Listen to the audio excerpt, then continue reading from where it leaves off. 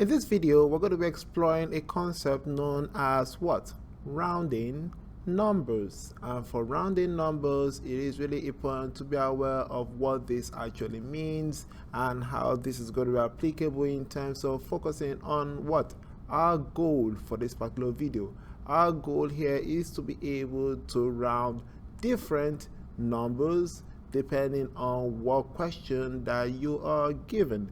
And these different forms of numbers will diversify your understanding of how numbers can be rounded in such a way that it is easy for your communication as a presenter and also for an average person to understand what particular value you are relating to a specific quantity. And so the key word that you're going to be focusing on is what? Indeed, the key word is known as rounding. And this here, please, you can research on what this is relating to math, and this will be important when it comes to your vocabulary in mathematics. Our next step is to be able to address a couple of interesting terms in terms of place values and also how we can translate it into rounding of numbers. For example, when you're given the following numbers 9, 8, 7, 6, 5, 4, and let's introduce a decimal point 3, 2, 1.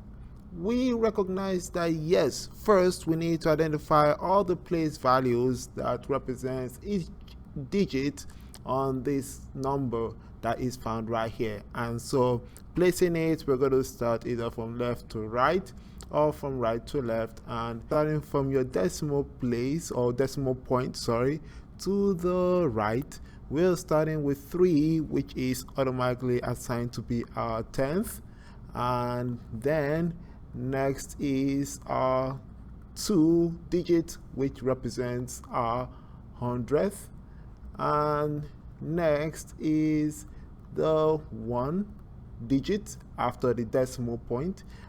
The right, this is represented as our 1000th. And so going from our decimal point to the left, we are going to be starting with our first digit, which is 4.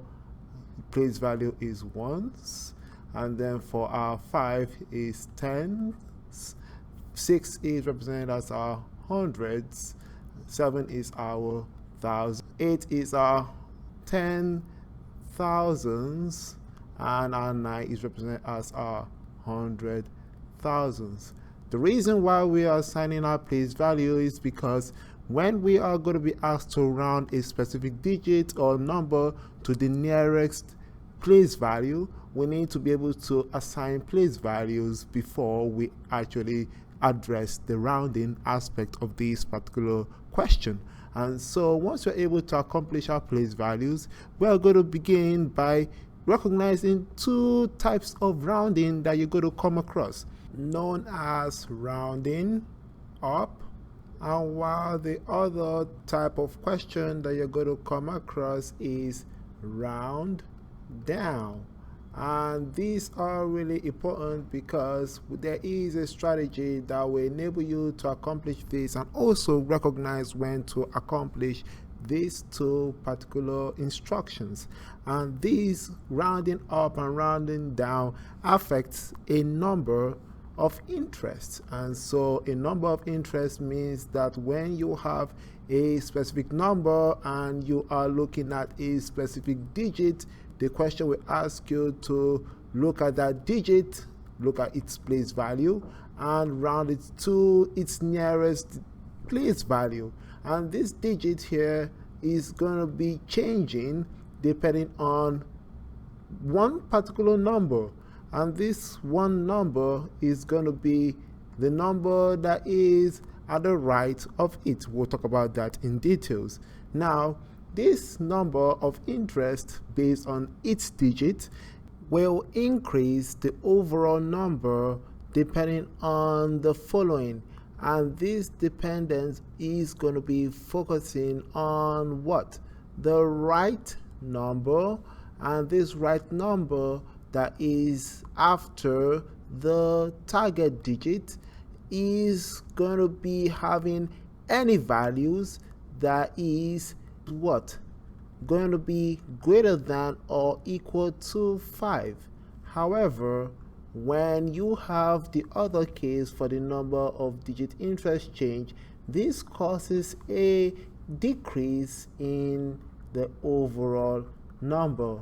And the reason for this particular decrease in the overall number is because we have what?